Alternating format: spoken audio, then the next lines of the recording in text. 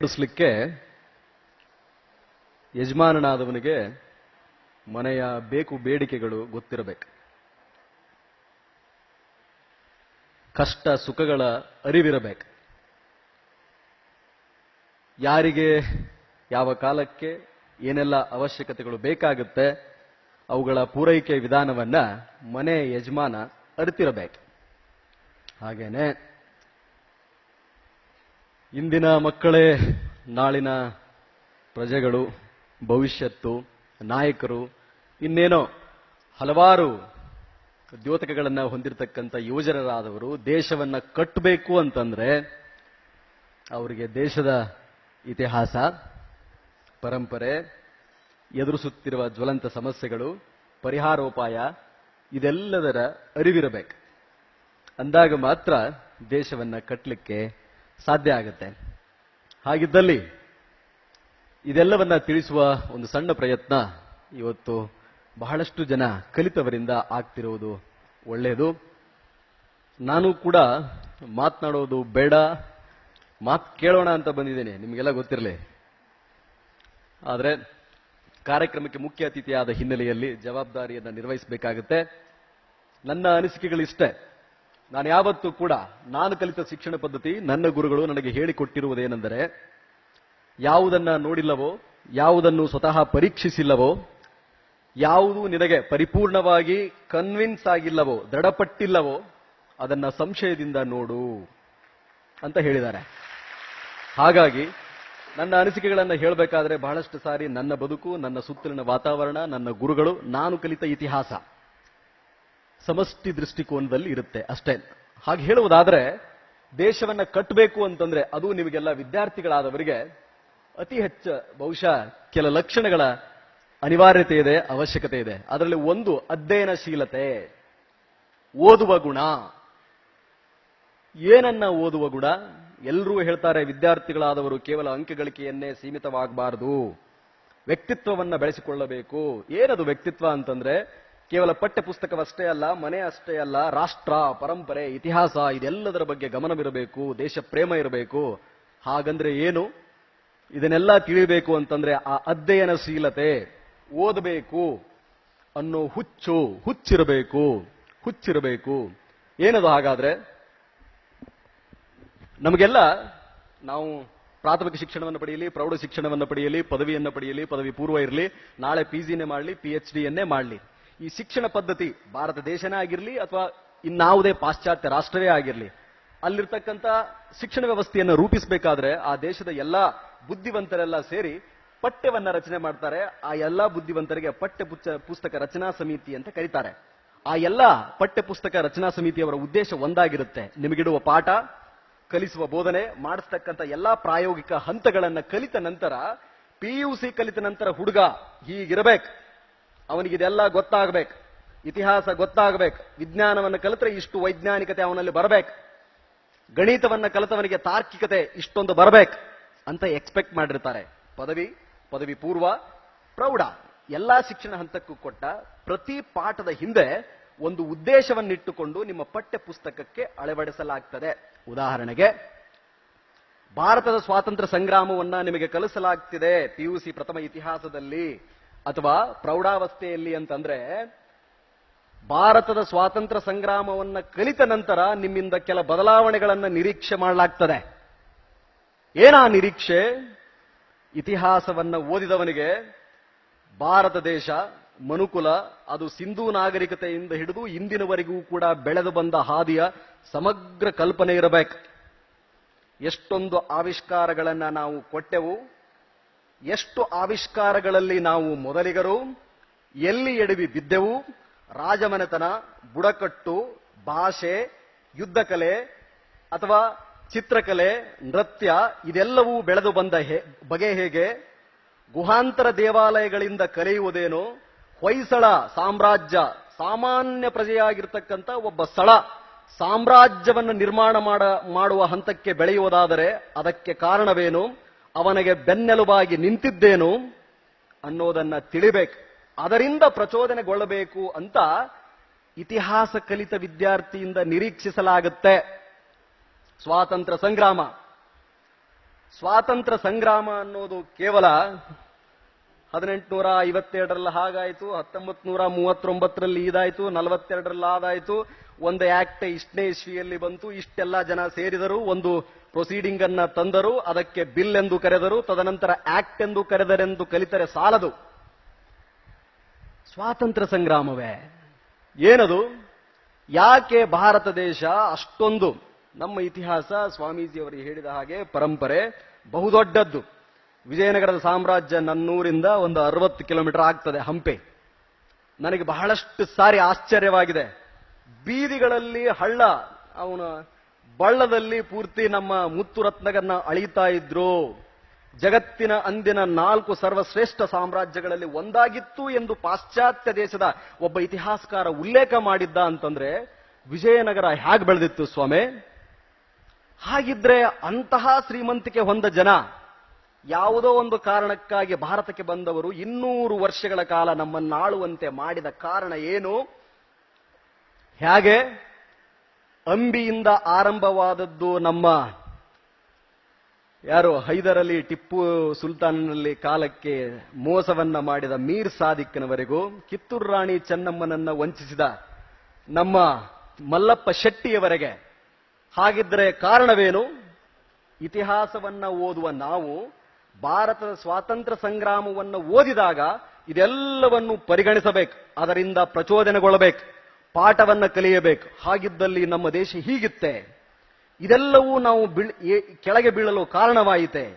ಮುಂದೆ ತದನಂತರ ಸ್ವಾಭಿಮಾನವನ್ನು ಹುಟ್ಟುಹಾಕಿ ಭಾರತಕ್ಕೆ ಸ್ವಾತಂತ್ರ್ಯ ಸಂಗ್ರಾಮವನ್ನು ತಂದುಕೊಟ್ಟವರು ಸರ್ವಸಂಗ ಪರಿತ್ಯಾಗವನ್ನು ಮಾಡಿ ಹೋರಾಡಿದ್ರೆ.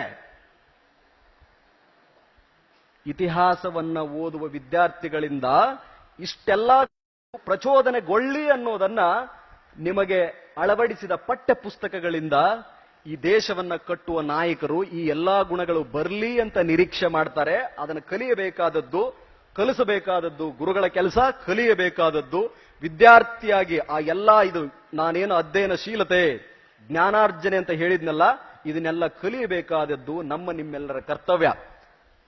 ಹಾಗಿದ್ದಲ್ಲಿ ನನ್ನ ಉದಾಹರಣೆ ಗೊತ್ತಿರಲಿ ನಿಮಗೆ, ನಗೆ ಬರಬಹುದು. ನಾನು 2ನೇ ಪುಲಕೇಶಿ ತರ ಇತಿಹಾಸವನ್ನ ನಮ್ಮ RS ಹೆಬಸೂರ್ ಸರ್ ಪಾಠವನ್ನ ಮಾಡಬೇಕಾದ್ರೆ I use to behave like that. Sir, ನಾನು 2ನೇ ಪುಲಕೇಶಿ ತರ ಕಾಣ್ತಾ ಇದ್ದೀನ? ನರಗುಂದದ ಬಾಬಾ ಸಾಹೇಬ ನನ್ನಲ್ಲಿ ಫೋಟೋ ಇದೆ.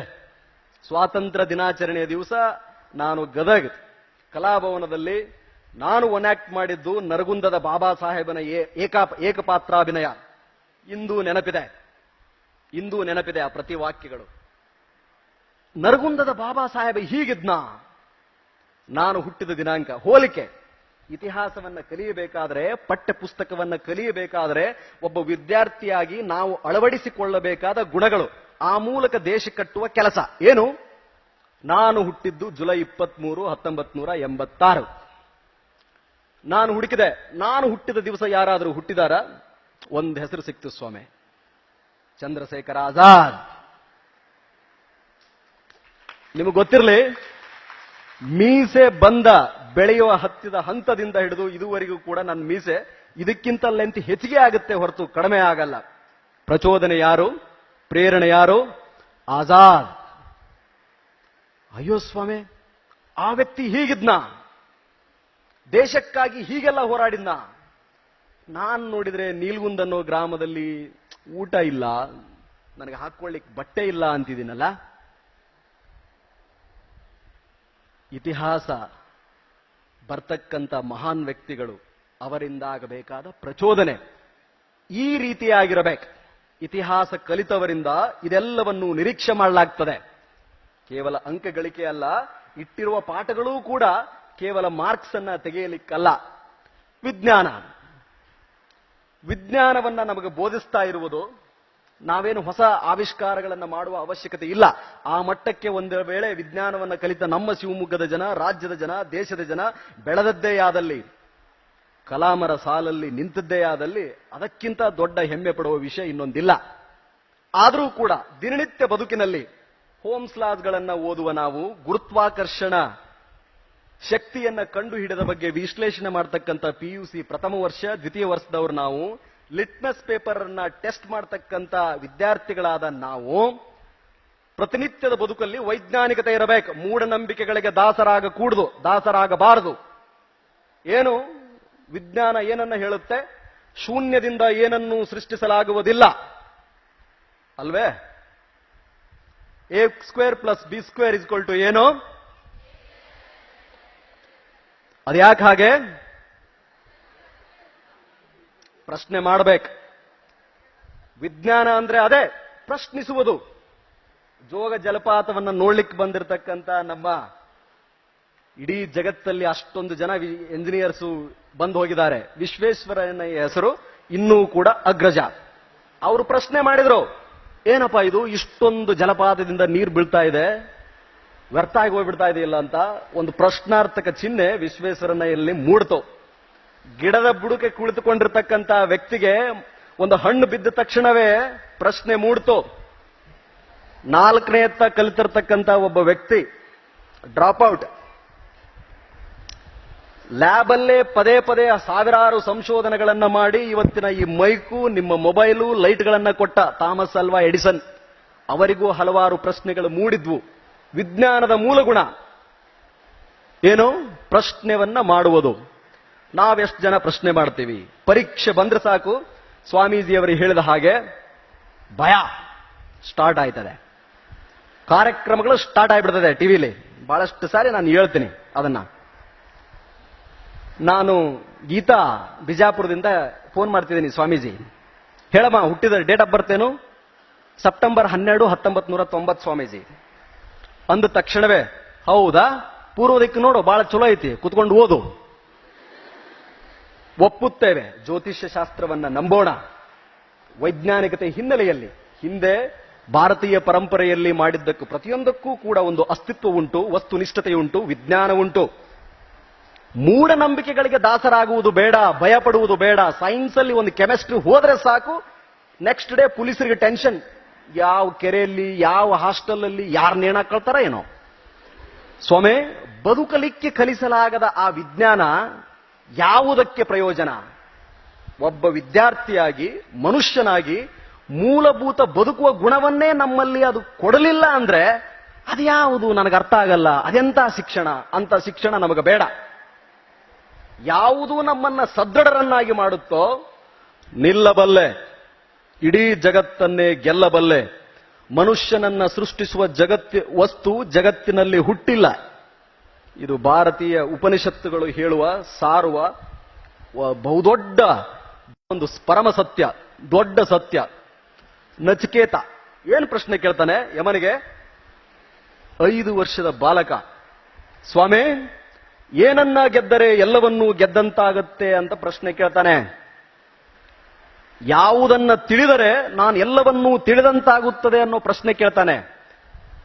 ಈ ಪ್ರಶ್ನೆಗಳು ವಿದ್ಯಾರ್ಥಿಗಳಲ್ಲಿ ಮೂಡಬೇಕು. ಗೊತ್ತಿರಲಿ, ನಿಮಗೆಲ್ಲ ಗೊತ್ತಿರಲಿ, ಜಗತ್ತಿನ ಸಾಧಕರ ಪಟ್ಟಿ ಒಂದ್ಸಾರಿ ನೋಡ್ತಾ ಹೋಗಿ. ಹಾಗೆ ನಮ್ಮ ದೇಶದ್ದೇ ಆಗಿರಲಿ, ಪಾಶ್ಚಾತ್ಯ ದೇಶದ್ದೇ ಆಗಿರಲಿ, ಸಾಧನೆ ಎನ್ನುವುದು ರಾತ್ರೋರಾತ್ರಿ ಎಂದೂ ನಡೆದಿಲ್ಲ. ರಾತ್ರೋರಾತ್ರಿ ಸಾಧನೆ ಆದರೆ ಅದು ಯಾವತ್ತೂ ಉಳಿದಿಲ್ಲ. ಓದಿ ಓದಿ ದಡ್ಡನಾಗೇ ಉಳಿದ ಉದಾಹರಣೆಗಳಿರಬಹುದು, ದುಡಿದು ಬಡವನಾಗೇ ಉಳಿದ ಉದಾಹರಣೆಗಳಿರಬಹುದು.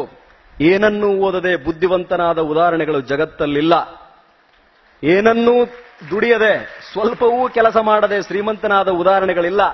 ಹಾಗಾಗಿ ಒಂದೆರಡೆರಡು ಯಾವ ಉದಾಹರಣೆ ಕೊಟ್ಟರೆ ಅವರೆಲ್ಲ ಇವತ್ತು ಜೈಲಲ್ಲವ್ರೆ. ಒಂದ್ ವೇಳೆ ಏನು ಮಾಡದೆ ಆಗಿದಾರಲ್ಲ ಅಂತ ನೀವು ಪ್ರಶ್ನೆ ಬಹಳ ಇಲ್ಲಿ ಪ್ರಶ್ನೆ ತುಂಬಾ ಚೆನ್ನಾಗಿ ಕೇಳ್ತಾರೆ ನಮ್ಮ ಶಿವಮೊಗ್ಗದವರು. ಅದಕ್ಕೆ ಶಾಶ್ವತವಲ್ಲ, ಪ್ರತಿನಿತ್ಯ ಕಷ್ಟಪಡುವ ಗುಣ ಬೇಕು. ಏನದು ಹುಚ್ಚು ಅಂತ ಹೇಳಿದೆ. ನನ್ನೂರು ಗದಗ ನೀಲ್ಗುಂದ ಅಂತ ಹೇಳಿದೆ. ನಮ್ಮೂರ ಪಕ್ಕ ಶಿಶುನಾಳ ಅಂತ ಒಂದು ಊರಿದೆ. ಶಿಶುನಾಳ ಶರೀಫ್ರು ಹೆಸರು ಕೇಳಿದಿರಾ? ಅದು ಹುಚ್ಚು. ಕಲಿಯುವ ಹುಚ್ಚಂದ್ರೆ ಶಿಶುನಾಳ ಶರೀಫರಿಗಿದ್ದ ಹುಚ್ಚು. ಗುರುಗೋವಿಂದ ಭಟ್ರು ಏನು ಹೇಳಿದ್ದು? ಗುರುವೇ, ಇವತ್ತು ಗುರುಪೂರ್ಣಿಮೆ, ಅದಕ್ಕೋಸ್ಕರ ಉಲ್ಲೇಖ ಕೊಡ್ತಾ ಇದ್ದೀನಿ ಗುರು ಶಿಷ್ಯನ ಬಾಂಧವ್ಯದ ಕುರಿತು.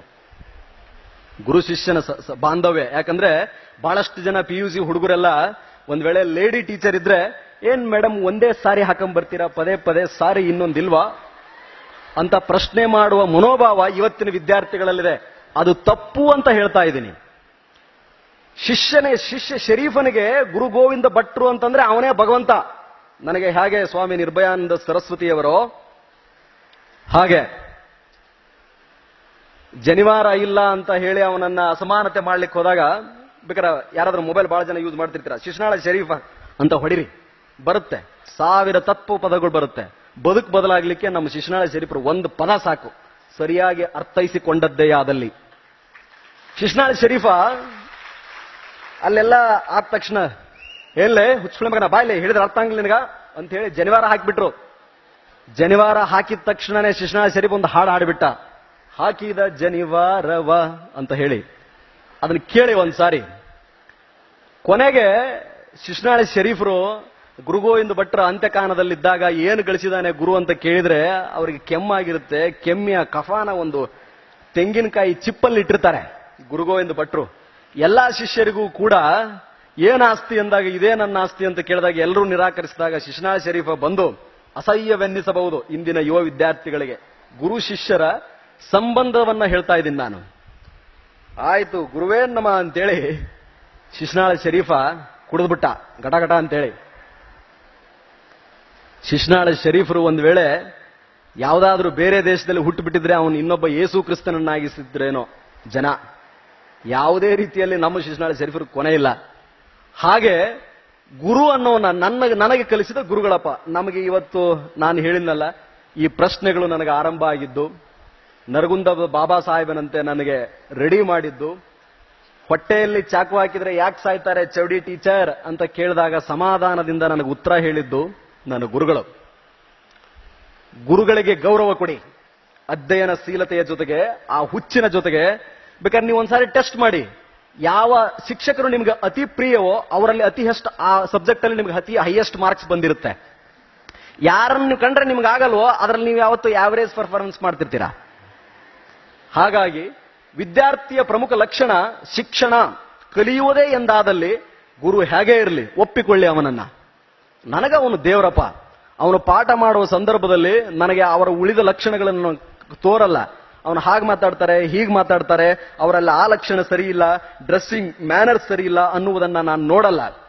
ನನಗೆ ಅವರ ಗುರು, ನಾನು ಕಲಿಯುವೆ. ಫಿಸಿಕ್ಸೇ ಹೇಳಿ, ಕೆಮಿಸ್ಟ್ರಿನೇ ಹೇಳಿ, ಬಯಾಲಜಿನೇ ಹೇಳಿ, ಆರ್ಟ್ಸ್ ಹೇಳಿ ಅಥವಾ ಕಾಮರ್ಸ್ ಹೇಳಿ, ಎಲ್ಲವನ್ನೂ ನಾನು ಕಲಿತೇನೆ ಅನ್ನೋ ಹುಚ್ಚು. ಒಬ್ಬ ಹುಡುಗ 7ನೇತ್ತ ಇರ್ತಾನೆ, ಧಾರವಾಡದ ಹತ್ರ ಕುಂದಗೋಳವನು. ಆ ಹುಡುಗ ಯಾವುದೋ ಒಂದು ಆಕಾಶವಾಣಿಯಲ್ಲಿ ಒಂದು ಹಾಡನ್ನ ಕೇಳಿ ಅವತ್ ಮನೆ ಬಿಡ್ತಾನೆ, ನಾನು ಈ ರೀತಿ ಕಲಿಬೇಕು ಅಂತ ಹೇಳಿ. ಕೊನೆಗೆ ಪುಣೆಯಲ್ಲಿ ಸೆಟಲ್ ಆಗ್ತಾರೆ. ಭಾರತೀಯ ಶಾಸ್ತ್ರೀಯ ಸಂಗೀತದಲ್ಲಿ ಬಹುದೊಡ್ಡ ಹೆಸರನ್ನ ಮಾಡ್ತಾರೆ. ಭಾರತ ರತ್ನವೂ ಬರುತ್ತೆ. ಕಿರಾನ ಘರಾನ ಅಂತ ಹೇಳಿ ಒಂದು ಹೊಸ ಪದ್ಧತಿಯನ್ನೇ ಹುಟ್ಟು ಹಾಕ್ತಾರೆ. ಯಾರು? ಭಾರತ ರತ್ನ ಯಾರಿಗೆ ಬಂತು ಇತ್ತೀಚೆಗೆ? ವಾಜಪೇಯಿ ಅವರು ಮತ್ತು ಅದರ ಪೂರ್ವದಲ್ಲಿ ಭೀಮಸೇನ್ ಜೋಶಿ, ನನ್ನೂರವರು ಸ್ವಾಮಿ. Is from my place. 7ನೇ ವಯಸ್ಸಿಗೆ ಅಂದ್ರೆ 2ನೇ ತನ ಊರ್ ಬಿಟ್ಟ. ಏನು ಹುಚ್ಚು ಇತ್ತು ಅವನಿಗೆ? ಅದನ್ನು ಕಲಿಯೋ ಹುಚ್ಚಿತ್ತು, ಹಾಡನ್ನ ಕಲಿಯೋ ಹುಚ್ಚಿತ್ತು. ಕಲಿಯುವ ಹುಚ್ಚು ಇದ್ರೆ ಆ ರೀತಿಯ ಹುಚ್ಚು ವಿದ್ಯಾರ್ಥಿಗಳಲ್ಲಿರಬೇಕು. ಟಾಂಗಕ್ಕೆ ಕಟ್ಟಿರ್ತಾರಲ್ಲ ಕುದುರೆ, ಇದಕ್ಕೆ ಹೀಗೆ ನನಗೆ ಕಾಣುವುದಷ್ಟೇ. ನಾನು ಈ ಸಾರಿ ಜಿಲ್ಲೆಗೆ ಪ್ರಥಮ ಬರಬೇಕು, ನನಗೆ ಗೊತ್ತಿಲ್ಲ. ನಾನು ಕ್ಲಾಸ್ಗೆ ಈ ಸಾರಿ ಫಸ್ಟ್ ಬರಬೇಕು. ಕೆಮಿಸ್ಟ್ರಿಯಲ್ಲಿ ನನಗೆ ಇದು ಬಹಳ ಕಠಿಣ ಅನಿಸ್ತಾ ಇದೆ, ನಾನು ಇದನ್ನು ಕಲಿಬೇಕು. ಹಾಗೆ ಕಲಿತು ಬರೋಬ್ಬರು ಕಲಿತ ಎಲ್ಲಾ ವಿಷಯಗಳಲ್ಲೂ ಪಾಂಡಿತ್ಯವನ್ನ ಪಡೆದ್ರೆ ದೇಶ ಕಟ್ಟುವಲ್ಲಿ ನೀವು ಒಂದು ಒಳ್ಳೆ ಭದ್ರವಾದ ಕಲ್ಲಾಗಬಲ್ಲಿರಿ. ಬಹಳ ಬುದ್ಧಿವಂತರಿದ್ರೆ ಎಂಜಿನಿಯರ್ ಆಗಬಲ್ಲಿರಿ. ಇಲ್ಲ ಶ್ರಮ ಪಡ್ತೀನಿ ನಾನು, ನನಗೆ ಎಂಜಿನಿಯರಿಂಗ್ ಗೊತ್ತಿಲ್ಲ, ಜ್ಞಾನ ಗೊತ್ತಿಲ್ಲ ಅಂತಂದ್ರೆ ಅದಕ್ಕೆ ಕಲ್ಲು ಎತ್ತಿಕೊಳ್ಳಿಕ್ಕೆ, ಒಂದು ದೇಶ ಕಟ್ಟಲಿಕ್ಕೆ, ದೇಶ ಅನ್ನೋ ಒಂದು ದೊಡ್ಡ ಕಟ್ಟಡವನ್ನು ಕಟ್ಟಲಿಕ್ಕೆ ಒಂದು ಕೈ ಆಳಾಗಬಲ್ಲರಿ. ಕೈ ಆಳಾಗಬಲ್ಲಿರಿ, ಅದು ಕೂಡ ಉತ್ತಮವೇ. ಕೇವಲ ಎಂಜಿನಿಯರ್ ಇದ್ರೆ ಸಾಕೆ? ಕೆಲಸ ಮಾಡೋ ಗೌಂಡಿ ಬೇಕ. ಸಿಮೆಂಟು ಮತ್ತು ಮರಳು ಮಿಕ್ಸ್ ಮಾಡಬೇಕಲ್ಲ, ನೀರು ಹಾಕಬೇಕಲ್ಲ, ಕಲ್ಲು ಒಯ್ದು ಇಡಬೇಕಲ್ಲ, ಹಗ್ಗ ಕಟ್ಟಬೇಕಲ್ಲ, ಅದೆಲ್ಲ ಪೂರ್ತಿ ನಾವು ವೆಲ್ಡಿಂಗ್ ಕೆಲಸ ಮಾಡಬೇಕಲ್ಲ, ಎಲ್ಲರ ಅವಶ್ಯಕತೆ. ಅದಕ್ಕೆ ಬಸವಣ್ಣ ಹೇಳಿದ್ರು, ಕಾಯಕವೇ ಕೈಲಾಸ. ಪಡೆದ ಶಿಕ್ಷಣದಿಂದ IAS ಆಗಬೇಕು, IPS ಆಗಬೇಕು ಆದರೆ ಬಹು ಉತ್ತಮ, ಬಹಳ ಹೆಮ್ಮೆ. ಏನಾಗದೆ ಹೋದರೂ ಕೂಡ ನಾವೇನು ಆಗ್ಲಿಲ್ಲಪ್ಪ, ಒಬ್ಬ ತಂದೆ ತಾಯಿಗಳು ಹೆಮ್ಮೆ ಪಡುವಂತ ಮಗನಾಗಬೇಕು. Yes, I am proud of my son, I am proud of my daughter ಅಂತ ಹೇಳಬೇಕು. ನನ್ನ ಮಗಳ ಬಗ್ಗೆ ನನಗೆ ಹೆಮ್ಮೆ ಇದೆ. ಆಡುವ ನುಡಿ, ಮಾಡುವ ಕೃತ್ಯವನ್ನ ನೋಡಿ ಸರಿಯಾದ ಅವರು ಅಣ್ಣ ತಂಗಿ, ಅಕ್ಕ ತಮ್ಮ, ಮುಂದೆ ಬರ್ತಕ್ಕಂಥ ಎಲ್ಲಾ ಸಂಬಂಧಗಳು ಕೂಡ ಹೆಮ್ಮೆ ಪಡುವಂತ ವ್ಯಕ್ತಿತ್ವನ್ನಾದ್ರೂ ಕೂಡ ಹೊಂದಬೇಕು. ಹಾಗಾಗಬೇಕು ಅಂತಂದ್ರೆ ಕಲಿಯುವ ವಯಸ್ಸಿನಲ್ಲಿ ಶ್ರದ್ಧೆ ಬೇಕು, ಅಧ್ಯಯನಶೀಲತೆ ಬೇಕು, ಕಲಿಯಬೇಕು ಅನ್ನೋ ಹುಚ್ಚಬೇಕು. ಬಹಳ ಓದಿ ಕಲಾಮರ ಬದುಕನ್ನ ನಾನು ಅಂತಿದ್ದೆ. ಸ್ವಾಮಿ ವಿವೇಕಾನಂದರನ್ನಂತೂ ನಾನು ನೋಡಿಲ್ಲ ಸ್ವಾಮೀಜಿ, ಬಹಳ ಹೇಳ್ತೀರಾ. ನಾನು ಬಹಳಷ್ಟು ಅವರ ಬಗ್ಗೆ ಕುತೂಹಲ ಕೆರಳಿ ಓದಿದ್ದೇನೆ. ವಿವೇಕಾನಂದ ಬೈ ವಿವೇಕಾನಂದ ಅನ್ನೋ ಮೂವಿಯನ್ನ ನೋಡಿದ್ದೇನೆ. ಒಬ್ಬ ವ್ಯಕ್ತಿ ತನ್ನ 30-32ನೇ ವಯಸ್ಸಿಗೆ ಇಡೀ ದೇಶದ ಸಮಸ್ಯೆಯನ್ನ ನೋಡಿ ಗೊಳವಂತ ಅತ್ನಂತೆ. ನನಗೂ ಕೂಡ 29 ವಯಸ್ಸು ಮನ್ನಿಗೆ ಮುಗಿತು. ನಾನು ಟ್ರೈ ಮಾಡ್ತೀವಿ. ಕಳೆದ 7 ವರ್ಷಗಳಿಂದ ಭಾರತೀಯ ಪೊಲೀಸ್ ಸೇವೆಯಲ್ಲಿದ್ದೀನಿ. 8 ಜಿಲ್ಲೆಗಳನ್ನ ನೋಡಿದ್ದೀನಿ. ಸಿಕ್ಕಾಪಟ್ಟೆ ಅಪರಾಧಗಳನ್ನ ನೋಡಿದ್ದೀನಿ. ಅಳಲಿಕ್ಕೆ ಟ್ರೈ ಮಾಡ್ತೀನಿ, ಅಳಕ್ಕಾಗ್ತಿಲ್ವಲ್ಲ. ಆವಾಗ ಹೊಳೆದ ವಿಚಾರ ಏನಂದ್ರೆ, ಸರ್ವವನ್ನೂ ಪರಿತ್ಯಜಿಸಿದ್ರವರು. ರಾಷ್ಟ್ರ ಪ್ರೇಮ, ದೇಶ, ನನ್ನ ನಾಡು ಅಂತಂದ್ರೆ yes, I am ready to die, ನಾನು ಸಾಯಲಿಕ್ಕೆ ಸಿದ್ಧ ಅನ್ನುವ ಮಟ್ಟಕ್ಕೆ ಅವರ ಸ್ಯಾಕ್ರಿಫೈಸ್ ಲೆವೆಲ್ ಇತ್ತು. ಇಫ್ ನಾಟ್ ಸೋ, ನಿಮಗೆ ಆ ಮಟ್ಟದ್ದು ಬರದೇ ಹೋದರೂ ಕೂಡ ನಿಮ್ಮ ಕಲಿಕೆಯಿಂದ ಕಲಿತ ಮನೆ, ಹೆತ್ತ ತಂದೆ ತಾಯಿ, ಬದುಕಿದ ನೆಲಕ್ಕೆ ಒಂದು ಒಳ್ಳೆ ಹೆಸರನ್ನು ತರತಕ್ಕಂತ ಶಕ್ತಿ ಬರಬೇಕು. ಇನ್ನೊಂದು ಧೈರ್ಯ. ಬಹಳಷ್ಟು ವಿದ್ಯಾರ್ಥಿಗಳಲ್ಲಿ, ಅದರಲ್ಲೂ ವಿದ್ಯಾರ್ಥಿನಿಯರಲ್ಲಿ ನಮಗ್ ಕಂಡು ಬರೋದು ಧೈರ್ಯ ಇಲ್ಲ. ಎದುರ್ತವೆ, ಸಿಕ್ಕಾಪಟ್ಟೆ ಎದುರ್ತಾರೆ. IAS IPS ಅಂತಂದ್ರೆ ಇಂಗ್ಲಿಷ್ ಮೀಡಿಯಂನಲ್ಲೇ ಕಲಿಬೇಕು, ಬಹಳ ದೊಡ್ಡ ದೊಡ್ಡ ಶ್ರೀಮಂತರ ಮಕ್ಕಳಾಗೆ ಹುಟ್ಟಿರಬೇಕು, ಕೇಳಿದ ಪುಸ್ತಕಗಳೆಲ್ಲ ಕೈಯಲ್ಲಿ ಬರಬೇಕು, ಒಳ್ಳೆ ಬಟ್ಟೆಗಳಿರಬೇಕು, ಒಳ್ಳೆ ಕೋಚಿಂಗ್ ತಗೋಬೇಕು. ನನಗೆ ತಿಳಿದ ಮಟ್ಟಿಗೆ ಹಾಜರಿರುವ ಎಲ್ಲರೂ, ನಮ್ಮ NES ಆಗಿರಲಿ, DVS ಆಗಿರಲಿ, ಇವರೆಲ್ಲ ಕೂಡ ಅತಿ ಮೀಡಿಯಂ ಮಧ್ಯಮ ವರ್ಗದ ಕುಟುಂಬದ ಮಕ್ಕಳು ಅಂತ ನನ್ನ ನಂಬಿಕೆ.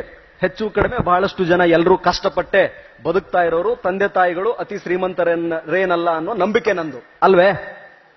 ಹಾಗಿದ್ದಲ್ಲಿ ಕಲಿಕೆಗೆ ಯಾವುದೂ ಅಡೆತಡೆಯಲ್ಲ. ಕಲಿಯಬೇಕು ಅಂತ ನಿರ್ಧಾರ ಮಾಡಿದ ವ್ಯಕ್ತಿಗೆ ಯಾವುದೂ ಅಡ್ಡಿಯಾಗಲಾರದು. ಸಾಧಕನಿಗೆ ಇಡೀ ಜಗತ್ತು ಸಹಾಯ ಮಾಡುತ್ತೆ. ಹೇಗೆ? ಅಗೇನ್ ರೇಡಿಯೋ ಮಾತು ಹೇಳಿದ್ರು, ಭದ್ರಾವತಿ ರೇಡಿಯೋ. ನಾನು ಸ್ವಲ್ಪ ಟ್ರಾನ್ಸ್ಪರೆಂಟ್, ಬದುಕಿರುವವರಿಗೂ ಕೂಡ ಪಾರದರ್ಶಕ ಇರಬೇಕು ಅನ್ನೋದು ಸಾಧ್ಯವಾದಷ್ಟು ಮಟ್ಟಿಗೆ. ವೆನ್ ಐ ಲ್ಯಾಂಡೆಡ್ ಇನ್ ಹೈದರಾಬಾದ್, ನಿಮಗೆಲ್ಲ ಗೊತ್ತಿರಲಿ, ಹೈದರಾಬಾದಲ್ಲಿ ರವಿ ದ್ಯಾಮಪ್ಪ ಚೆನ್ನಣ್ಣವರನ್ನು ನಾನು ನನ್ನ 21ನೇ ವಯಸ್ಸಿಗೆ IAS ಆಗಬೇಕು ಅಂತ ಹೇಳಿ ಹೈದರಾಬಾದ್ಗೆ ರಾಯಲಸೀಮಾ ಟ್ರೇನ್ ಹತ್ಕೊಂಡು ಹೋಗಿ ಇಳಿದಾಗ ನನ್ನ ಹತ್ರ ಇದ್ದದ್ದು 3,000 ರೂಪಾಯಿ, 1 ಕ್ವಿಂಟಲ್ ಪುಸ್ತಕ ಮಾತ್ರ. ನನಗೂ ಸಮಸ್ಯೆಗಳಿತ್ತು, ಊಟ ಮಾಡಬೇಕೆನ್ನೋ ಕನಸಿತ್ತು. ಪ್ರತಿ ಸಾರಿ ಹೋಟೆಲಲ್ಲಿ ಕೆಲಸ ಮಾಡಬೇಕಾದ್ರೆ ಅನ್ಕೊಳ್ತಾ ಇದ್ದೆ, chicken biryani, boneless biryani, mutton, Kolhapuri ಇದನ್ನೆಲ್ಲ ಬರೀ ಸರ್ವ್ ಮಾಡೋದೇ ನನ್ನ ಬದುಕೆ, ನಾನು ಊಟ ಮಾಡಬೇಕಲ್ಲ ಸ್ವಾಮಿ. ಥಿಯೇಟರ್ ಅಲ್ಲಿ ರೀಲ್ ಬಿಡಬೇಕಾದ್ರೆ ಏನಪ್ಪ ಇದು ಯಜಮಾನ ಪಿಕ್ಚರ್, ಅಸುರ ಪಿಕ್ಚರ್, ಇವನ್ನೆಲ್ಲ ರೀಲ್ ಮಾಡೋದೇ ನಾನು ಕೂಡ ಅದು ಯಾರೋ VIP ಬಂದು ಕೂತಿದ್ದಾರೆ, ಹಾಕಿ ಕೂತ್ಕೊಂಡು ನೋಡ್ಬೇಕಲ್ಲ ಸಿನಿಮಾ. ನವೋದಯ ಪೇಪರ್ ಹಾಕ್ಬೇಕಾದ್ರೆ ಏನ್ ಸ್ವಾಮಿ, ಅವ್ನು ನಮ್ಮ ಬಲ್ಲಿ ಹಿಂಗೆ ಒಬ್ರು XYZ ಅಂತ ಸಾಹುಕಾರಿದ್ದಾರೆ, 13 ಪೇಪರ್ಗಳನ್ನ ಮನೆಗೆ ತರಿಸ್ಕೊಳ್ತವ್ರೆ. ನಾನು 1 ಪೇಪರ್ ಮಾತ್ರ ಹಾಕ್ತೀವಿ, ಎಲ್ಲಾ ಕೂತ್ಕೊಂಡು ನಾನು ಓದ್ಬೇಕಲ್ವೇ ಒಂದಿನ. ಏನಿದು ಇಷ್ಟು ದೊಡ್ಡ ಬಿಲ್ಡಿಂಗ್ ಉಂಟು ಇವ್ರದು, ಗಾರ್ಡನ್ ಅಂತೆ, ನಾಯಿಗಿರ್ಲಿಕ್ಕೆ ಒಂದು ಸಪರೇಟ್ ಮನೆ ಅಂತೆ, ವಾಚ್ಮನ್ಗಿರ್ಲಿಕ್ಕೆ ಒಂದು ಸಪರೇಟ್ ಮನೆ ಅಂತೆ, ಆಳುಗಳೆಲ್ಲ ಇಷ್ಟು ಬಂದು ಹೆಂಗೆಲ್ಲ ಕ್ಯೂ ಅಲ್ಲಿ ನಿಲ್ತಾರಂತೆ. ನಾನೂ ಒಂದು ಮನೆ ಹೀಗೆ ಕಟ್ಟಬೇಕಲ್ಲವೇ ಕನಸಿತ್ತು. ಹೇಳ್ತೀನಿ ಕೇಳಿ, ಬರ್ಕಳಿ ಎಲ್ಲಾದ್ರೂ ಒಂದ್ ಕಡೆ. ನಾನು ನನ್ನ 16ನೇ ವಯಸ್ಸಿನಿಂದ ಏನೆಲ್ಲ ಕನಸು ಕಂಡೆನೋ ನಾನು ಬರೆದಿಟ್ಟಿದ್ದೆ. ಯಾವ್ಯಾವ ಪಿಕ್ಚರ್ ರಿಲೀಸ್ ಆಗ್ತವೆ ಎಲ್ಲಾ ಟೈಟಲ್ ಬರೆದಿಡ್ತಿದ್ದೆ. ಹಮ್ ದಿಲ್ ದೇ ಚುಕೆ ಸನಂ. ವಯೋಮಾನ ಸಹಜವಾದ ಎಲ್ಲಾ ಹವ್ಯಾಸಗಳು ಮನುಷ್ಯನಿಗಿರಬೇಕು. ಅದು ಅಂತರ ಹೇಳ್ತೀನಿ ನಾನು ನಿಮಗೆ. ಹವ್ಯಾಸ, ಚಟ ಮತ್ತು ದುಶ್ಚಟಕ್ಕೆ ತದನಂತರ ವ್ಯತ್ಯಾಸ ಹೇಳುವೆ. ಎಲ್ಲಾ ಬರೆದಿಟ್ಟೆ ಒಂದ್ಸಾರಿ. ಈ ನಾನು ನೋಡಬೇಕಾದ ಎಲ್ಲಾ ಚಿತ್ರಗಳ ಹೆಸರು, ನಾನು ಊಟ ಮಾಡಬೇಕಾದ ಎಲ್ಲಾ ಡಿಶ್ಗಳ ಹೆಸರು, ನಾನು ಓದಲೇಬೇಕಾದ ಎಲ್ಲಾ ಪುಸ್ತಕಗಳ ಹೆಸರು, ನಾನು ಹಾಕಲೇಬೇಕಾದ ಎಲ್ಲಾ ಬಟ್ಟೆಗಳ ಬ್ರ್ಯಾಂಡ್ ಹೆಸರು. When it should be realised, ಯಾವಾಗ ಅದನ್ನ ಹಾಗಾದ್ರೆ ರಿಯಲೈಸ್ ಮಾಡೋದು? ನಾನು ಯಾವತ್ತು IAS ಆಗಿ ಬರ್ತೀನೋ, I am going to do it. ನಿಮ್ಗೆ ಗೊತ್ತಿರಲಿ, PUC 3,000 ಒಂದು ಕ್ವಿಂಟಲ್ ಪುಸ್ತಕದ ಜೊತೆಗೆ ಬಹುಶಃ ಅದು ಜುಲೈ ತಿಂಗಳೇ 6ಕ್ಕೆ ಹೋದೆ. ಆಗಸ್ಟ್ 14ಕ್ಕೆ ಪ್ರಿಲಿಮ್ ರಿಸಲ್ಟ್, ಮಾರ್ಚ್ 28 ನನ್ನ ಇಂಟರ್ವ್ಯೂ, ಮೇ 6ನೇ ತಾರೀಕು ನನ್ನ ರಿಸಲ್ಟ್. ಮೇ 7ರಿಂದ ನಾನು ಫಸ್ಟ್ ಮಾಡಿದ ಕೆಲಸ ಪಿಕ್ಚರ್ ನೋಡೋದು, ಊಟ ಮಾಡೋದು, ಪಿಕ್ಚರ್ ನೋಡೋದು, ಊಟ ಮಾಡೋದು. ಅಲ್ಲಿವರೆಗೆ ತಲೆ ಎತ್ತಲಿಲ್ಲ. No, single focused. Central RC Reddy Hyderabad ಅಲ್ಲಿ ಇದ್ದಾಗ only decision which I took, ಹುಚ್ಚು ಅಂತಾರ ಹೇಳಿದ್ನಲ್ಲ, ಓದುವ ಹುಚ್ಚು. I should be the first person to enter library and last man to come out. ನಾನು ಈ ಲೈಬ್ರರಿಗೆ ಹೋಗುವ ಮೊದಲಿಗನಾಗಿರಬೇಕು, ಹೊರಗೆ ಬರಬೇಕಾದ್ರೆ ನಾನೇ ಕೊನೆಯವನಾಗಿರ್ಬೇಕು. ನಿಮ್ಗೆ ಗೊತ್ತಿರಲಿ, ಬೆಳಿಗ್ಗೆ ಅದು 6 ಗಂಟೆಗೆ ಓಪನ್ ಆಗೋದು, 5:45 ರವಿ ಚನ್ನಣವರ ಹಾಜರ್. ಸೆಕ್ಯೂರಿಟಿ ಅವನಿಗೆ ಹೇಳಿ ಅಣ್ಣ ಅಂತ ಹೇಳಿ ಎಲ್ಲ ಮಾತಾಡ್ಸ್ಕೊಂಡು ಒಳಗಡೆ ಕುತ್ಕೊಂಡೆ ಅಂತಂದ್ರೆ ರಾತ್ರಿ 1:30 ಆಗಿರೋದು ಬರ್ಲಿಕ್ಕೆ. ಹಾಗಾದ್ರೆ ಮಧ್ಯೆ ಬರ್ತಿರ್ಲಿಲ್ವೇ? ಬರ್ತಿದ್ದೆ. ನನಗೆ 14 ತಾಸು ಅಥವಾ ಅದು ಆ ಕಲ್ಪನೆ ಇವತ್ತಿಗೂ ನನಗೆ ಆಶ್ಚರ್ಯ. ನಾನು ಇಷ್ಟ ಇದ್ದಾಗ ಓದ್ತೇನೆ, ಓದಿದ್ದನ್ನ ಸಮಗ್ರವಾಗಿ ನೆನಪಿಡ್ತೇನೆ. ಓದ್ಲಿಕ್ಕೆ ಒಂದು ಟೆಕ್ನಿಕ್ ಇದೆ, ಹೇಳ್ತೀನಿ ಕೇಳಿ. ಯಾವುದು ನಿಮಗೆ ಅತಿ ಇಷ್ಟ ಅನ್ಸುತ್ತೋ ಓದಬೇಕಂದಾಗ ಮಿನಿಮಮ್ 3 ತಾಸು ಓದಿ ಬಿಟ್ಟುಬಿಡಿ. ನೋಡಿ, ಬೇಕಾದ್ರೆ ವಿಜುವಲೈಸ್ ದೋಸ್ ಥಿಂಗ್ಸ್. ನಾನು ಫ್ರೀಡಮ್ ಸ್ಟ್ರಗಲ್ ಅಂದ್ರೆ ನನಗೆ ಬಹಳ ಇಷ್ಟ. ಇಂಡಿಯನ್ ಕಾನ್ಸ್ಟಿಟ್ಯೂಷನ್ ಅಂದ್ರೆ ನನಗೆ ಪರಮಾಪ್ತ. ಹೈಯೆಸ್ಟ್ ಮಾರ್ಕ್ಸ್ 360 ನಾನು UPSC ತಗೊಂಡಿದ್ದು. ಕನ್ನಡ ಸಾಹಿತ್ಯ ಅಂತಂದ್ರೆ ಬಹಳ ಇಷ್ಟ. ಬಸವಣ್ಣನ ವಚನಗಳಂದ್ರೆ ಅತಿ ಆತ್ಮೀಯ, ಬಹಳ ಅಂದ್ರೆ ಅವು ನನಗೆ ಬೇಡದ ಹೇಳೋದು. ಕನಕ ಪುರಂದರ ಕೀರ್ತನೆ ಅಂದ್ರೆ ತುಂಬಾ ಇಷ್ಟ. ನಾನು ಯಾವತ್ತೂ ಬಯಾಟೆ ಮಾಡಲಿಲ್ಲ, ಅದನ್ನ ಓದ್ತಾ ಇದ್ದೆ, ಅದ್ರ ಬಗ್ಗೆ ನೆನೆಸ್ಕೊಳ್ತಾ ಇದ್ದೆ, ವಿಜುವಲೈಸ್ ಮಾಡ್ಕೊಳ್ತಾ ಇದ್ದೆ. ಪಾಣಿಪತ್ ಯುದ್ಧ ಅಂತಂದ್ರೆ ಕಣ್ಣೆದುರಿಗೆ ಕಣ್ಣು ಮುಚ್ಕೊಂಡು ಒಂದ್ಸಾರಿ ಇಮ್ಯಾಜಿನ್ ಮಾಡ್ತಿದ್ದೆ, ಬ್ರಿಟಿಷರ್ ಯಾವ ಕಡೆ, ಮರಾಠರು ಯಾವ ಕಡೆ ಅಂತ ಹೇಳಿ. ಹೈದರ್ ಅಲಿಯ 3ನೇ ಮೈಸೂರು ಕದನ ಅಂತಂದ್ರೆ ಕಣ್ಣು ಮುಚ್ಕೊಂಡು ಇಮ್ಯಾಜಿನ್ ಮಾಡ್ತಿದ್ದೆ, ಅವನು ಹೆಂಗೆ ಮಾಡ್ದ ಅಂತ ಹೇಳಿ. ಹಾಗೆ ಲೈಬ್ರರಿಯಲ್ಲಿ ಪ್ರಥಮ ಹೋಗಿ ಕೊನೆಗೆ ಬರಲಿಕ್ಕೆ ತೆಗೆದುಕೊಂಡ ಒಂದು ನಿರ್ಧಾರ 9 ತಿಂಗಳಲ್ಲಿ ನನಗೆ ಫಲಿತಾಂಶವನ್ನು ಕೊಡ್ತು. ಅದು ಬಹಳ ಈಸಿ ಇತ್ತ? ಹಾಗಾದ್ರೆ ನೋ. ಯಾವುದೇ ಸಾಧನೆ ಇರಲಿ, ಈಸಿಯಾಗಿ ಯಾವುದು ಬರಕ್ಕಿಲ್ಲ ಸ್ವಾಮಿ. ನಿದ್ದೆ, ಊಟ, ಏಕಾಗ್ರತೆ, ವ್ಯವಧಾನ ಇದೆಲ್ಲವೂ ಇರಬೇಕು. ಎಲ್ಲಕ್ಕಿಂತ ಹೆಚ್ಚಾಗಿ ಇಚ್ಛಾಶಕ್ತಿ. ದೇಶ ಕಟ್ಟಲಿಕ್ಕೆ ಆಗಿರಲಿ, ವ್ಯಕ್ತಿತ್ವವನ್ನು ಬೆಳೆಸಿಕೊಳ್ಳಲಿಕ್ಕೆ ಆಗಿರಲಿ, ಪದವಿಯನ್ನ ಪಡೆಯಲಿಕ್ಕೆ ಆಗಿರಲಿ, ಅಥವಾ ನೀವು ಅನ್ಕೊಂಡ ಹಾಗೆ ಇಂಜಿನಿಯರ್ ಆಗ್ಲಿಕ್ಕೆ ಆಗಲಿ, ಇಚ್ಛಾಶಕ್ತಿ ಯಾವತ್ತೂ ಕರಗದ ಆರಂಭಿಕ ಶೂರರು ನಾವು ಆಗಬಾರದು. ಏನೋ ಹೇಳ್ಬಿಟ್ರಪ್ಪ, ಸಿಕ್ಕಾಪಟ್ಟೆ ನಾವು ಇವತ್ತು ಮಾತಾಡ್ಬಿಟ್ಟು ಹೋಗಿ ಕೇಳ್ಕೊಂಡ್ಬಿಟ್ಟು ಇವತ್ತು ಫುಲ್ ಒನ್ ಡೇ ಕುತ್ಕೊಂಡು ಸಿಕ್ಕಾಪಟ್ಟೆ ರಾತ್ರಿ ಮಠ ಓಡಿ ನಾಳೆ ಹೋಲ್ ಡೇ ಮಲಗಿಬಿಡೋದಲ್ಲ. ಅಂತ್ಯ ಆರಂಭದ ಮಧ್ಯೆ ಆ ಕನ್ಸಿಸ್ಟೆನ್ಸಿ, ಸ್ಥಿತವಾಗಿರುವುದು, ಸಮಚಿತ್ತತೆ, ಸರಿಯಾಗಿ ಓದುವುದು, ಆ ಗಟ್ಟಿತನವನ್ನ ಕಾಯ್ದುಕೊಳ್ಳುವ ಗುಣ ಅತಿ ಮುಖ್ಯ. ಇಲ್ಲದೆ ಹೋದ್ರೆ ನಾವು ಆರಂಭಿಕ ಶೂರರಾಗ್ತೇವೆ. ದೇಶ ಕಟ್ಟುವುದು ಒತ್ತಟ ಕಡೆ ಇರಲಿ, ಮನಿ ತಟ್ಟಿ ಬಿದ್ರೂ ಕೂಡ 1-2-4 ಏನು ದಂಟು ಅಂತೀವಿ ನಾವು, ಜ್ವಾಳದ ದಂಟು ತಗೊಂಬಂದು ಕಟ್ಟಿ ಇಟ್ಟು ಅದಕ್ಕೆ ಸೆಣಬು ಕಟ್ಟಕ್ಕೂ ಕೂಡ ಕಷ್ಟ ಆಯ್ತದೆ, ಆ ಶಕ್ತಿ ಬರಕ್ಕಿಲ್ಲ. ಆ ಕಾರಣಕ್ಕೆ ಇಚ್ಛಾಶಕ್ತಿ ಆ ಮಟ್ಟದ್ದಿರಲಿ. ಇಚ್ಛಾಶಕ್ತಿ ಅನ್ನೋದು ಎಂದೂ ಕುಂದದ ಇಚ್ಛಾಶಕ್ತಿ ನಮ್ಮಲ್ಲಿರಬೇಕು. ಅದರ ಜೊತೆಗೆ ನಾವು ಬೆಳೆದ ನಾಡು ಏನು? ಹಾಗಾದ್ರೆ ನಾನು ನನ್ನ ಪ್ರಶ್ನೆಯನ್ನ ನಿಮಗೂ ಹೇಳ್ತಿದ್ದೀನಿ, ನೀವು ಇದರ ಬಗ್ಗೆ ವರ್ಕೌಟ್ ಮಾಡಿ. ಉತ್ತರಗಳು ಸಿಕ್ಕರೆ ಎಷ್ಟು ಉತ್ತಮ ಕ್ವಾಲಿಟಿ ಆನ್ಸರ್ಗಳು ನಿಮಗೆ ಸಿಗುತ್ತೆ, ಅಷ್ಟು ದೊಡ್ಡ ವ್ಯಕ್ತಿಗಳು ನೀವು ಆಗ್ತೀರಿ. ನಾನು ಹಲವಾರು ಬಾರಿ ಎಲ್ಲ ಯತಿಗಳನ್ನ ಕೇಳಿರುವುದು, ಮನುಷ್ಯನ ಜೀವನದ ಮೂಲ ಉದ್ದೇಶವೇನು? ಏನು? ಯಾಕೆ ನಾವೆಲ್ಲ ಹುಟ್ಟುತ್ತೇವೆ? ಶಿಕ್ಷಣ ಏಕೆ? ಬ್ರಹ್ಮಚರ್ಯ, ಗೃಹಸ್ಥಾಶ್ರಮ, ವಾನಪ್ರಸ್ಥ, ಸನ್ಯಾಸ ಇದೆಲ್ಲ ಯಾಕೆ? ಕೊನೆಗೊಂದು ದಿವಸ ಸಾವು. ಆವಾಗ ನಮಗೆ ನಿರ್ಭಯಾನಂದರು ಇದುವರೆಗಿನ ಶಿಕ್ಷಣದ ಪ್ರಕಾರ, ನನ್ನ ಶಿಕ್ಷಣದ ಪ್ರಕಾರ ಅವ್ರು ಹೇಳಿರೋದು, ಸಾವು ಹುಟ್ಟಿನ ಮೊದಲು, ಸಾವಿನ ನಂತರದ ಬದುಕು ನಿನಗೆ ಬೇಡ. ಅದಕ್ಕೆ ಸಪರೇಟ್ ಸೆಕ್ಷನ್ ಇದೆ, ಅದನ್ನೆಲ್ಲ ನೋಡ್ಕೊಳ್ಳಿಕ್ಕೆ. ಲೌಕಿಕ ಪ್ರಪಂಚದಲ್ಲಿ ಸಾಧನೆಯನ್ನ ಒಬ್ಬ ಮನುಷ್ಯ ಏನೆಲ್ಲ ಮಾಡಬೇಕೋ ಅದನ್ನೆಲ್ಲ ಮಾಡಿದ ಬಗ್ಗೆ ಇದೆಲ್ಲ ಉದಾಹರಣೆಗಳಿದೆ. ಎಂದೂ ಗೆಲ್ಲದ ವ್ಯಕ್ತಿ ಅಮೆರಿಕದ ಅಧ್ಯಕ್ಷನಾದ ಉದಾಹರಣೆ, ಜಗತ್ತಿನಲ್ಲಿ ಬದಲಾವಣೆ ತಂದ ಉದಾಹರಣೆ ನಿನ್ನೆದುರಿಗಿದೆ. ಒಬ್ಬ ಸಾಮಾನ್ಯ ಫಕೀರ ಇಡೀ ದೇಶವನ್ನೇ ತನ್ನ ಹಿಂದೆಳೆಗೆ ಸೆಳೆದುಕೊಂಡ ಉದಾಹರಣೆಗಳು ನಿನ್ನೆದುರಿಗಿದೆ. ದೇಶಕ್ಕೋಸ್ಕರ ಕನಸು ಕಂಡ ಒಬ್ಬ ವ್ಯಕ್ತಿ ಹೊರರಾಷ್ಟ್ರಕ್ಕೆಲ್ಲ ಅಡ್ಡಾಡಿ ತಾನೇ ಸ್ವತಃ ಒಂದು ಸೈನ್ಯವನ್ನ ಕಟ್ಟಿ ಬ್ರಿಟಿಷರಿಗೆ ಭಯವನ್ನ ಹುಟ್ಟಿಸಿದ ಉದಾಹರಣೆ ನಿನ್ನೆದುರಿಗಿದೆ. ಶ್ರೀಮಂತನಾಗಿಯೇ ಹುಟ್ಟಿದ್ರೂ ಕೂಡ ದೇಶದ ಸರ್ವ ಸಮಸ್ಯೆಗಳನ್ನ ಹೊತ್ತುಕೊಂಡು ಇಡೀ ಜಗತ್ತಿಗೆ ಸೂರ್ಯನಾಗಿ ಬೆಳೆದ ಉದಾಹರಣೆಗಳು ನಿನ್ನೆದುರಿಗಿದೆ. ನಿನಗೆಷ್ಟು ಸಾಧ್ಯ ಅಷ್ಟು ಒಳ್ಳೆ ಗುಣಗಳಿಂದ ಅವರಿಂದ ಕಲಿ, ನೀನದನ್ನ ಪ್ರೂವ್ ಮಾಡು. ಲೌಕಿಕ ಪ್ರಪಂಚದಲ್ಲಿ ಈ ಜಗತ್ತಿನಲ್ಲಿ ಕಲಾಮರಂತೆ ಆಗ್ಬೇಕು ಅಂತ ಕನಸು ಕಾಣ್ತಾ ಇದ್ದೀರಾ ಯಾರಾದ್ರೂ? ಹಾಗಿದ್ದಲ್ಲಿ ಕಲಾಮರ ಬದುಕನ್ನ ಒಂದ್ಸಾರಿ ನೋಡ್ಬೇಕು. ನಾವು ಮಾಡಿದ್ದದೆ, ಪ್ರತಿಯೊಬ್ಬ ಮಹಾನ್ ವ್ಯಕ್ತಿಯ ಬದುಕನ್ನ ಕೇವಲ ಹಾಗೆ ಓದ್ಲಿಲ್ಲ, ಪುಸ್ತಕ ತಿರುಗಿಸ್ಲಿಕ್ಕೆ. Compare yourself with him. 16, 17, 18ನೇ ವಯಸ್ಸಿನ ಹುಡುಗರು ನೀವು. 16, 17, 18ನೇ ವಯಸ್ಸಿಗೆ ಕಲಾಂರು ಏನ್ ಮಾಡ್ತಾ ಇದ್ರು, ಹೇಗೆ ಶಿಕ್ಷಣವನ್ನ ಪಡೆದ್ರು, ಅವರಿಗಿದ್ದ ಸಮಸ್ಯೆಗಳೇನು, ಅದನ್ನ ಅವರು ಎದುರಿಸಿದ ಬಗೆ ಏನು, ಸೋಲಿಗೆ ಹೆದರಿದ್ರ, ಸೋಲಿಗೆ ಅವರ ಕೊಟ್ಟ ಡೆಫಿನಿಷನ್ ಏನು, what is fear? Fear is nothing but education. Fear is nothing but first step to something better. ಮುಂದಾಗಲಿರುವ ಯಾವುದೋ ಒಂದು ಒಳ್ಳೆಯ ಕೆಲಸಕ್ಕೆ ಅದು ಪ್ರಥಮ ಮೆಟ್ಟಿಲು. ಭಯ, ಇಫ್ ಯು ಫಿಯರ್, ನೀವು ಅಂಜಿದ್ರೆ it grows double every day. ಪ್ರತಿದಿನ ಇಮ್ಮಡಿಯಾಗಿ 3 ಮಡಿಯಾಗಿ ಭಯ ಬೆಳೆಯುತ್ತೆ, ನಿಮ್ಮನ್ನ ಆವರಿಸಿಕೊಳ್ಳಿಸುತ್ತೆ. If you laugh at it, it is a bubble a blown away. ಒಂದು ಗಾಳಿ ಬಲೂನ್ ಇದ್ದಂಗಂತೆ ಊದ್ಬಿಟ್ರೆ. ಬಹಳಷ್ಟು ಜನ ವಿದ್ಯಾರ್ಥಿಗಳಾಗಿದ್ದವರು ನಾವು ಹಾಗೆ ಮಾಡಲಿಲ್ಲ ಹೀಗೆ ಮಾಡಲಿಲ್ಲ ಅಂತ ಯೋಚನೆ ಮಾಡ್ತೀವಿ. ಯೋಚನೆ ಮಾಡುವ ಅವಶ್ಯಕತೆ ಇಲ್ಲ. ಒಂದು ವೇಳೆ ನಿಮ್ಮ ಹಿಂದಿನ ಬದುಕಿನಲ್ಲಿ ವಿದ್ಯಾರ್ಥಿ ದೆಸೆಯಲ್ಲಿ ಸರಿಯಾಗಿ ಓದಲಿಕ್ಕಾಗಿಲ್ಲ ಅನ್ನುವುದಾದರೆ, think that this is the first in the rest of your life. ಇನ್ನುಳಿದ ನಿಮ್ಮ ಬದುಕಿನಲ್ಲಿ ಇವತ್ತು ನನ್ನ ಮೊದಲನೆಯ ದಿನ. ಬೆಳಗ್ಗೆ ಎದ್ದ ತಕ್ಷಣ ನಾನು ಇನ್ನು ಮುಂದೆ ಎದ್ದ ತಕ್ಷಣ ಒಂದು ನಾನು ನಂಬಿದ ಪರಮಶಕ್ತಿ, ಅದು ಅಲ್ಲಾನೇ ಆಗಿರಲಿ, ರಾಮನೇ ಆಗಿರಲಿ, ಕೃಷ್ಣನೇ ಆಗಿರಲಿ, ಜೀಸಸ್ಸೇ ಆಗಿರಲಿ, ನಾನೊಂದು ಪ್ರಾರ್ಥನೆಯನ್ನ ಮಾಡ್ತೇನೆ ಆ ಪರಮಶಕ್ತಿಗೆ. ಭಗವಂತ, ಜಗತ್ತಿನಲ್ಲಿ ನಾನು ಆಡುವ ನುಡಿ ಒಳ್ಳೆಯದಾಗಿರಲಿ, ಮಾಡುವ ಕೃತ್ಯ ಪರರಿಗೆ ಹಿತವನ್ನ ತರುವಂತಿರಲಿ. ಈ ಜಗತ್ತಿಗೆ ನಾನು ಏನು ಕೊಡಲಿಕ್ಕೆ ಸಾಧ್ಯವಾದರೂ ಪರವಾಗಿಲ್ಲ, ಡ್ಯಾಮೇಜ್ ನನ್ನಿಂದ ಆಗದಿರಲಿ. ಇವತ್ತು ನಾನು ಹೊಸದಾಗಿ ಏನಾದರೂ ಒಂದು ಕಲೀಲಿ. ನನ್ನ ಮಾತುಗಳಿಂದ ನನ್ನ ಸ್ನೇಹಿತರು ಯಾವತ್ತೂ ಕೂಡ ನನ್ನ ಜೊತೆಗಿರುವಂತೆ ಮಾಡು.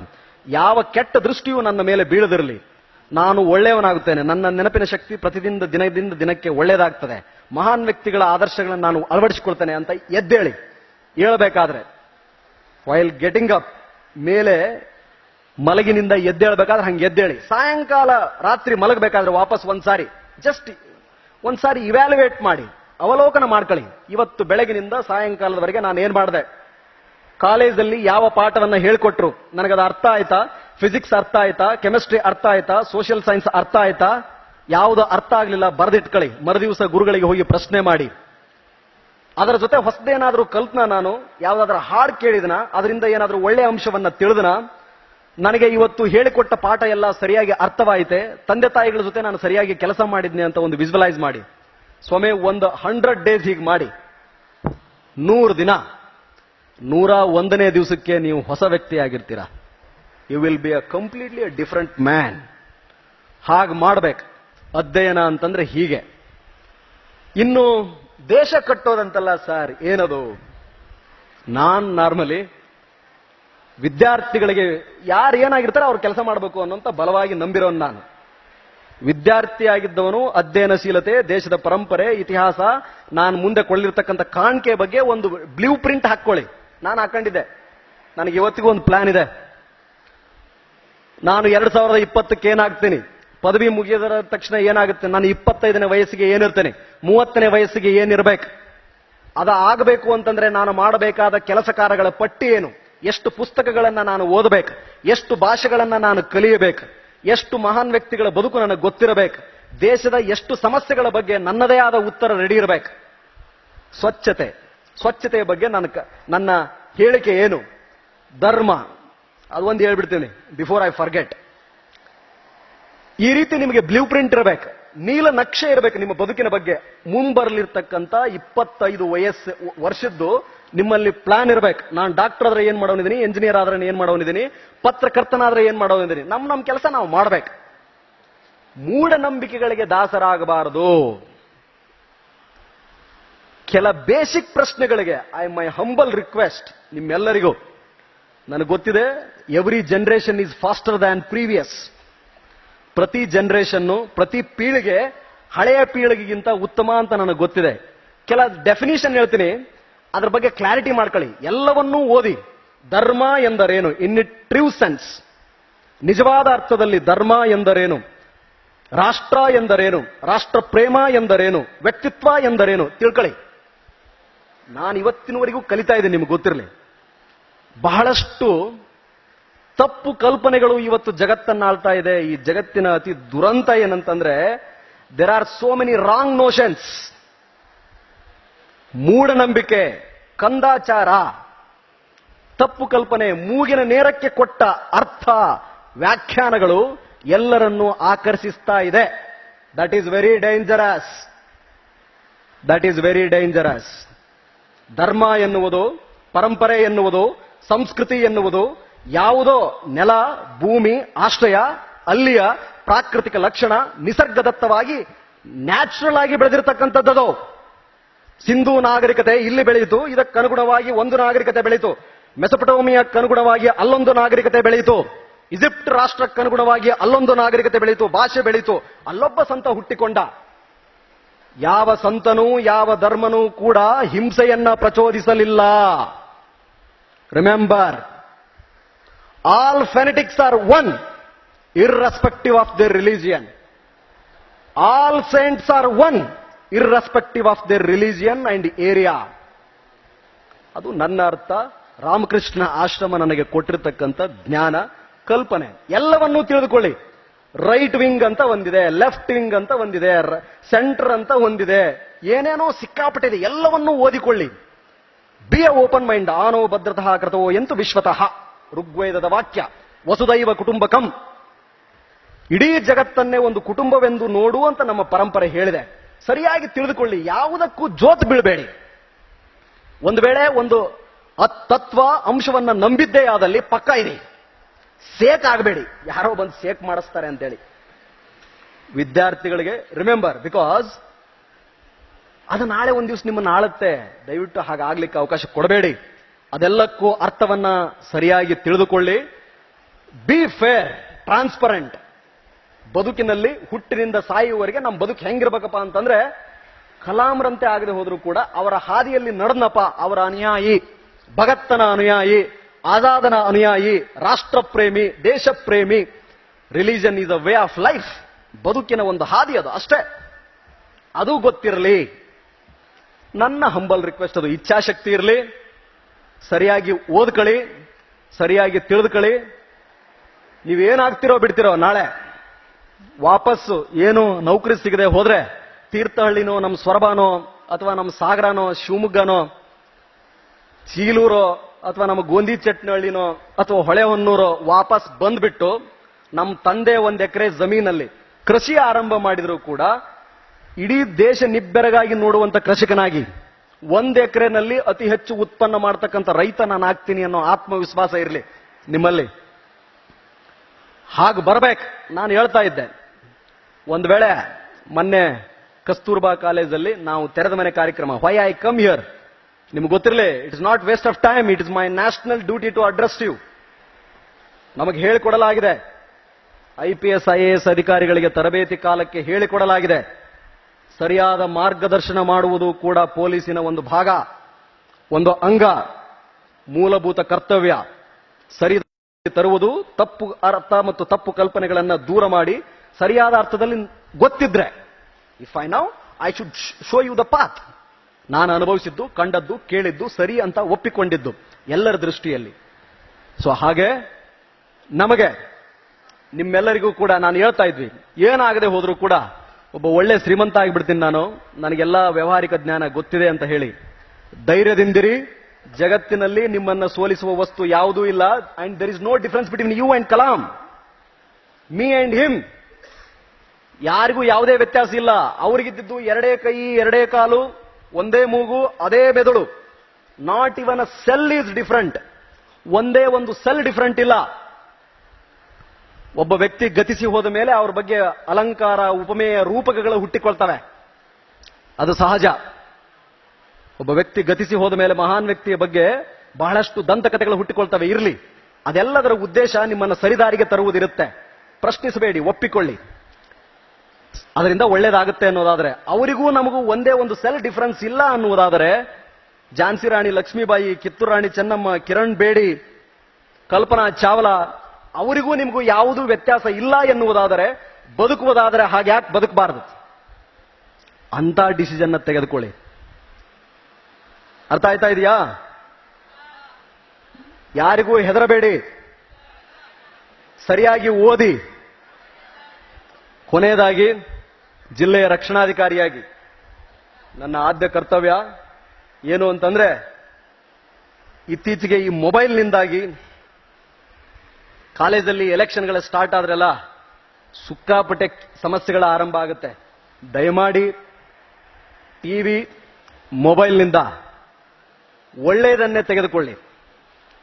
ಯಾವುದು ನಿಮ್ಮನ್ನ ನಿಮ್ಮ ವೈಯಕ್ತಿಕ ಬೆಳವಣಿಗೆಗೆ, ನಿಮ್ಮ ವ್ಯಕ್ತಿತ್ವದ ಬೆಳವಣಿಗೆಗೆ ಅನುಕೂಲಕಾರಿಯಾಗುತ್ತೋ ಅದನ್ನು ಆಸ್ವಾದಿಸಿ. ಯಾವುದರಿಂದ ನಿಮಗೆ, ನಿಮ್ಮ ತಂದೆ ತಾಯಿಗೆ, ಮನೆತನದ ಗೌರವಕ್ಕೆ ಧಕ್ಕೆ ಬರುತ್ತೋ ವಿಷದಂತೆ ತಿರಸ್ಕಾರ ಮಾಡಿ. ಒಪ್ಪಬೇಡಿ. ಜಗತ್ತಲ್ಲಿ ಕೆಡಬೇಕು ಅಂತಂದ್ರೆ ಮನೆಯಿಂದ ಕಾಲು ಹೊರಗಿಟ್ರೆ ಸಾಕು, ಈಸಿಯಾಗಿ ಕೆಟ್ಟೋಗ್ಬಿಡ್ತೀರಾ. ಇಂಟರ್ನೆಟ್ ಕೆಫೆಗೆ ಹೋಗಿ ಕೂತ್ಕೊಂಡ್ಬಿಟ್ರೆ ಸಾಕು, ಕೆಡ್ತೀವಿ. ಮೊಬೈಲ್ ಇದ್ರೆ ಸಾಕು, ಕೆಟ್ಟೋಯ್ತೀವಿ. ಹಾಗಾಗದಿರಲಿ. ತಂದೆ ತಾಯಿಗಳು ಬಹಳ ಕಷ್ಟಪಟ್ಟು ನಿಮ್ಮನ್ನ ಬೆಳೆಸ್ತಿರ್ತಾರೆ. ಬಹಳಷ್ಟು ಕನಸುಗಳು ಅವ್ರಿಗೆ ನಿಮ್ಮ ಬಗ್ಗೆ ಇರುತ್ತೆ. ಒಂದು ಸಾರಿ ಅದು ನಿಮಗೆ ನೆನಪು ಬರಲಿ.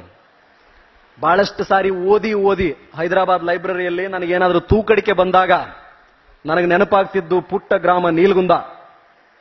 ಹೊಲದಲ್ಲಿ ಕೆಲಸ ಮಾಡೋ ನನ್ನ ತಂದೆ, ನನ್ನ ತಾಯಿ. ಏನಾದ್ರೂ ನಾನು ಮಾಡ್ಕೊಂಬರ್ತೀನಿ ಅಂತ ಆಶೆಗಂಗಳಿಂದ ನೋಡ್ತಾ ಇದ್ದ ನನ್ನ 3 ಜನ ತಂಗಿಯರು, ಒಬ್ಬ ತಮ್ಮ. ಅವ್ರು ನನ್ನ ಕಣ್ಮುಂದೆ ಬರ್ತಾ ಇದ್ರು. ನಿದ್ದೆ ಹೊಂಟೋಯ್ತಾ ಇತ್ತು.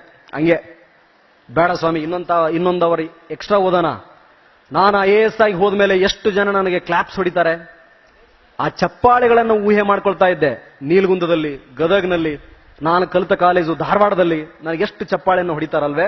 ನಾನು IAS ಆಗಿ ಹೋದ್ರೆ, IPS ಆಗಿ ಹೋದ್ರೆ ಆ ಚಪ್ಪಾಳೆಗಳು ನಮಗೆ ಸ್ಫೂರ್ತಿಯಾಗಿತ್ತು.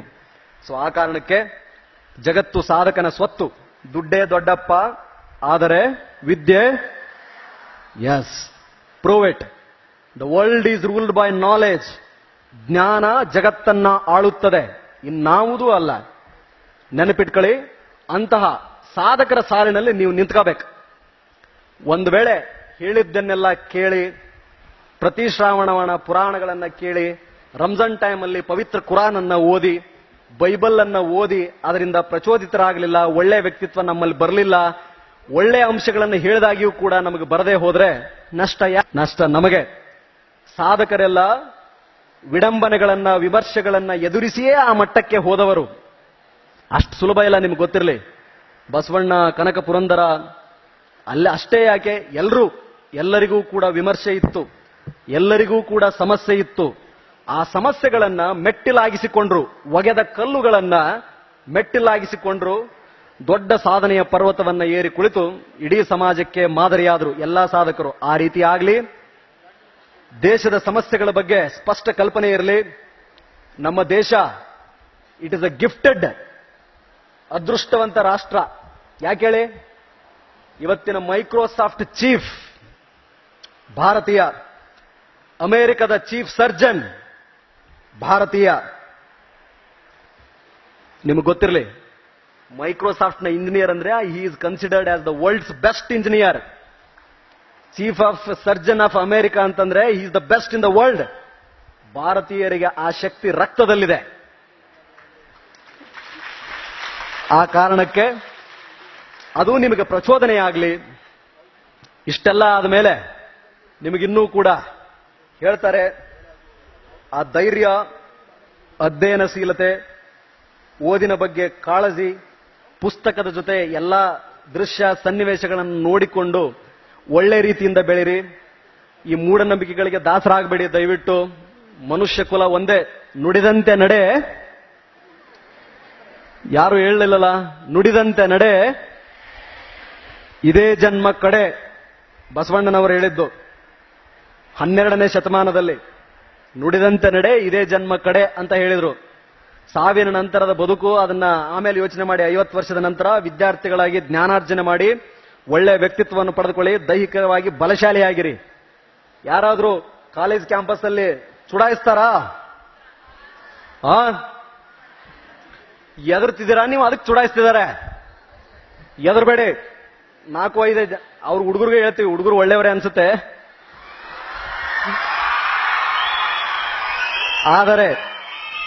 ಆದರೆ ಗೊತ್ತಿರಲಿ ನಿಮಗೆ, ಒಬ್ಬ ಅಣ್ಣನಾಗಿ ಒಂದ್ಸಾರಿ ನೋಡಿ, ವಯೋಮಾನ ಸಹಜವಾದ ನಾನು ಹೇಳಿದ್ನಲ್ಲ ಹವ್ಯಾಸ,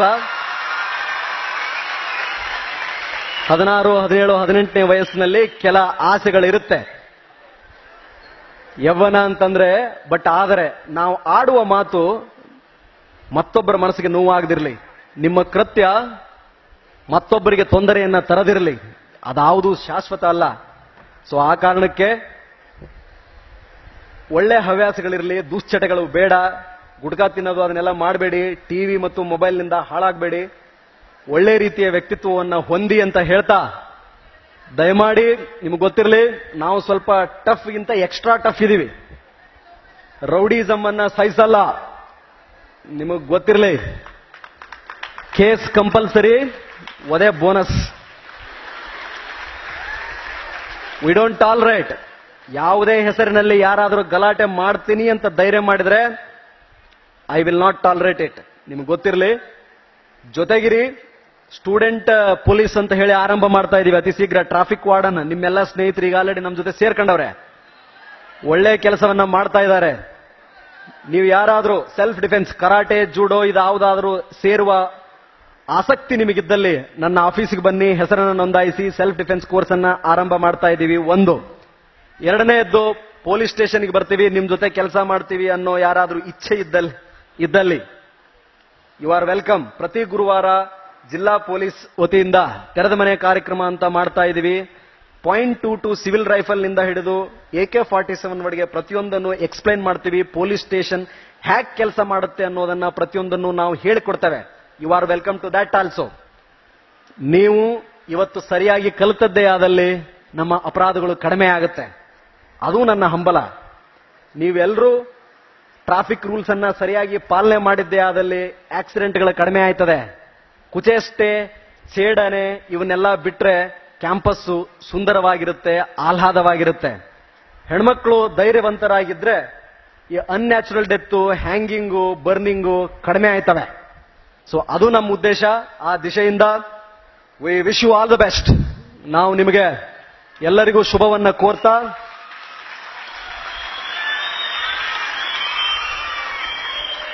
ದೇಶಕ್ಕೆ ಯು ಆರ್ ಅವರ್ ಫ್ಯೂಚರ್, ನೀವು ನಮ್ಮ ಭವಿಷ್ಯತ್ತು, ನಿಮ್ಮಿಂದ ಒಳ್ಳೆಯದಾಗಲಿ. ದೇಶವನ್ನ ಸದೃಢವಾಗಿ ಕಟ್ಟಲಿಕ್ಕೆ ನಾವಂತೂ ಹೊರಟಿದ್ದೇವೆ. Please join us. ಬನ್ನಿ, ಓಪನ್ ಮೈಂಡ್ ಇಟ್ಕೊಂಡ್ ಬನ್ನಿ. ಯಾವುದೇ